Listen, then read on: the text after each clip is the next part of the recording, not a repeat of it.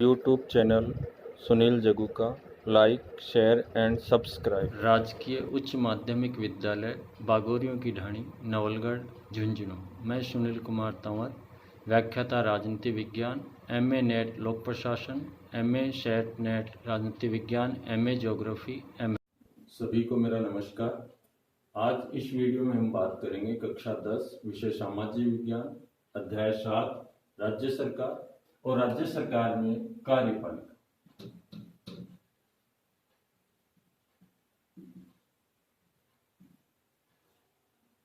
कार्यपालिका के अंतर्गत राज्य सरकार में राज्यपाल और उसकी मंत्रिपरिषद मुख्यतः शामिल होती है। आज का अपना विषय रहेगा राज्यपाल और उसकी शक्तियां।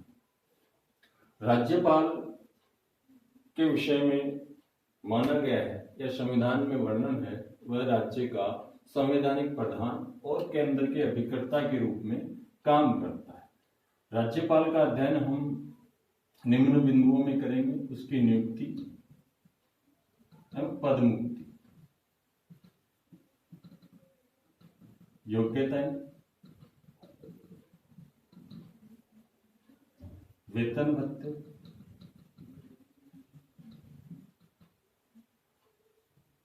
कार्यकाल।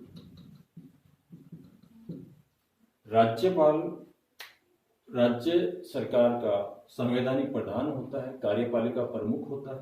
वह अपने कार्यों को स्वयं या अपने अधीनस्थ मुख्यमंत्री और उसकी मंत्रिपरिषद की सहायता से निर्वहित करता है। सबसे पहले हम बात करेंगे राज्यपाल में उसकी नियुक्ति और पदमुक्ति। राज्यपाल की नियुक्ति राष्ट्रपति करता है। वह उसे पदमुक्त कर सकता है कभी भी, और वह स्वयं चाहे तो कभी भी त्यागपत्र कर सकता है। राष्ट्रपति उसका किसी भी समय दूसरे राज्य में स्थानांतरण कर सकता है। इस प्रकार राज्यपाल की नियुक्ति और पदमुक्ति राष्ट्रपति पर निर्भर करती है। इसलिए कहा जाता है राष्ट्रपति के पश्चात पर्यंत राज्यपाल अपने पद को धारण करता है। इसके अलावा योग्यता, दूसरा पॉइंट है योग्यता। राज्यपाल बनने के लिए योग्यता: नंबर 1, वह भारत का नागरिक हो, 35 वर्ष की आयु पूर्ण कर चुका हो। भारत का नागरिक हो, 35 वर्ष की आयु पूर्ण कर चुका हो, ऐसे व्यक्ति को राष्ट्रपति राज्यपाल नियुक्त करता है। किंतु भारतीय राजनीति में पिछले 70 वर्षों में कुछ स्वस्थ परंपराएं विकसित हुई हैं, जिसके अंतर्गत मुख्य रूप से 2 परंपराएं। नंबर 1, किसी भी राज्य का राज्यपाल उस राज्य का नागरिक न हो। दूसरा, उस राज्य में जहां राज्यपाल की नियुक्ति होनी है उस राज्य के मुख्यमंत्री से परामर्श सलाह की जाती है। इस प्रकार से उसकी योग्यताओं के साथ स्वस्थ परंपराएं भी अपने यहाँ विकसित हुई। उसके बाद वेतन भत्ते। राज्यपाल को मासिक 3,50,000 रुपए वेतन और अन्य वेतन भत्ते सुविधाएं उसको दी जाती है।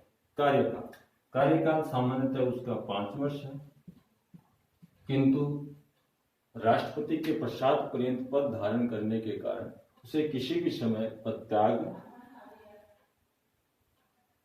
करना पड़ सकता है और या किसी अन्य राज्य में स्थानांतरित किया जा सकता है, किंतु सामान्यतः उसका कार्यकाल 5 वर्ष होता है। उसके बाद राज्यपाल की शक्तियां। नंबर 1, कार्यपालिका शक्तियां।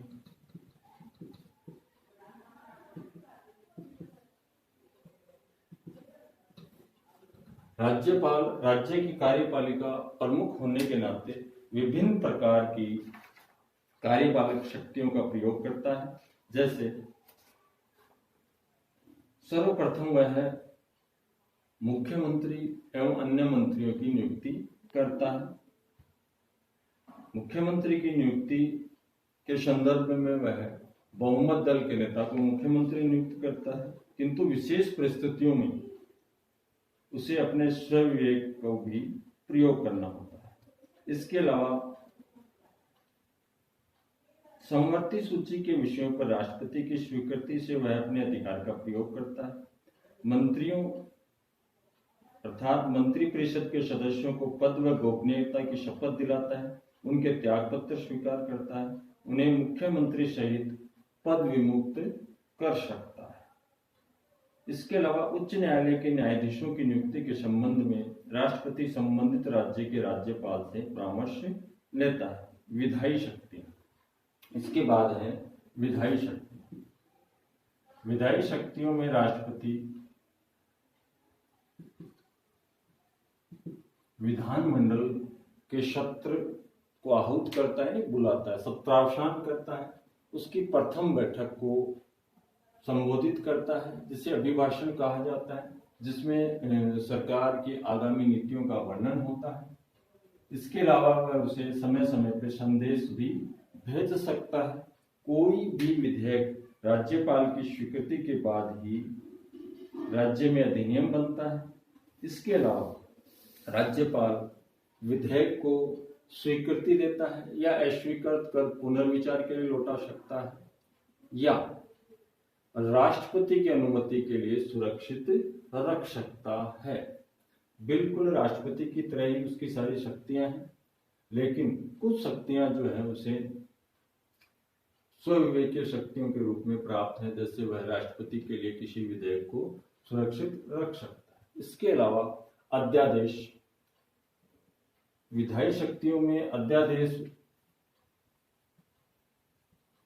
जारी करना उसका एक विशेष दायित्व है।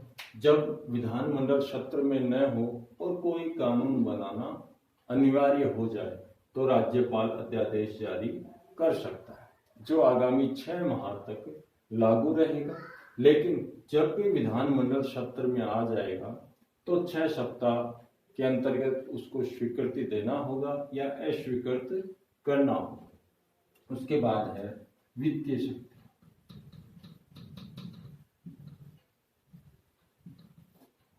वित्तीय शक्तियों में राज्यपाल राज्य की संपूर्ण आय व्यय का विवरण प्रस्तुत करता है और वित्त मंत्री के माध्यम से उसे विधानमंडल के समक्ष प्रस्तुत करता है। इसके अलावा चौथा है न्यायिक शक्ति। न्यायिक शक्तियों में राज्यपाल उच्च न्यायालय के न्यायाधीशों की नियुक्ति के संबंध में राष्ट्रपति को परामर्श देता है और कुछ अपराधियों को क्षमा करना, उनके अपराध को कम करना, उसकी प्रकृति को बदलना इत्यादि शक्तियां उसको प्रदान की गई। राज्य की संवैधानिक स्थिति के बारे में राष्ट्रपति को समय समय पर सूचित करना और राज्य का कुलाधिपति होने के कारण विभिन्न विश्वविद्यालय जो राज्य के अंतर्गत संचालित राज्य के विश्वविद्यालय हैं उनके कुलपतियों की नियुक्ति करना, उन्हें हटाना, ये भी राज्यपाल का दायित्व है।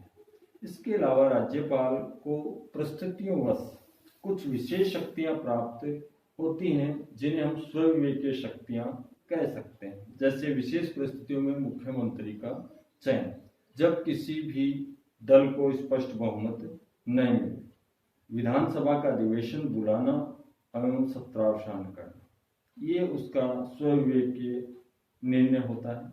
विधानसभा का विघटन, जब ऐसा मुख्यमंत्री जिसको विधानसभा में स्पष्ट बहुमत न हो जिसके पास, और उसकी सलाह पे विधानसभा को भंग करना हो, तो राज्यपाल स्वविवेक का प्रयोग कर सकता है। मुख्यमंत्री से सूचना प्राप्त करना, राष्ट्रपति को राज्य की संवैधानिक स्थिति के संबंध में रिपोर्ट भेजना, राज्य विधानमंडल द्वारा पारित किसी विधेयक को राष्ट्रपति की स्वीकृति के लिए सुरक्षित रखना, विधानमंडल द्वारा पारित किसी विधेयक को स्वीकृति न देकर उसे पुनर्विचार के लिए लौटा देना, किसी अध्यादेश को प्रस्तुत करने से पूर्व राष्ट्रपति से अनुदेश की याचना करना। इस प्रकार राज्यपाल के पास कार्यपालिका, विधायी, वित्तीय और न्यायिक शक्तियों के अलावा कुछ परिस्थितियों वश स्वविवेकीय शक्तियां भी उसके पास आ जाती हैं।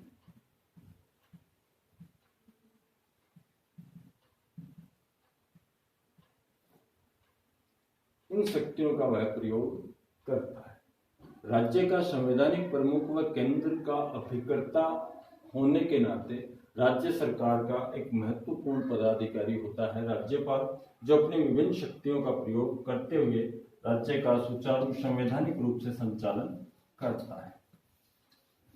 भारत का विगत इतिहास, संविधान लागू होने के बाद का समय, वर्तमान तक राज्यपाल की महत्वपूर्ण भूमिका के संदर्भ में हमें बहुत सी बातें स्पष्ट करता है। राज्यपाल संविधान में दिए गए अपने दायित्वों के आधार पर राज्य का संवैधानिक तंत्र सुचारू रूप से कार्य करे, इसकी जिम्मेदारी या उत्तरदायित्व का निर्वहन करता है, जो समय समय पे उसने बहुत ही अच्छे तरीके से किया है। इसी कारण उसे केवल कार्यपालिका का वास्तविक प्रधान नहीं कहा जा सकता, लेकिन इसके साथ ही वह केवल नामात्र का अध्यक्ष भी नहीं है। वह एक ऐसा अधिकारी है जो राज्य के शासन में महत्वपूर्ण रूप से भाग लेता है और राज्य का संवैधानिक सुचारू रूप से संविधान के अनुसार उसकी व्यवस्थाएं चले, ऐसा प्रावधान वह कर सकता है। धन्यवाद। अगले वीडियो में हम बात करेंगे उच्च न्यायालय।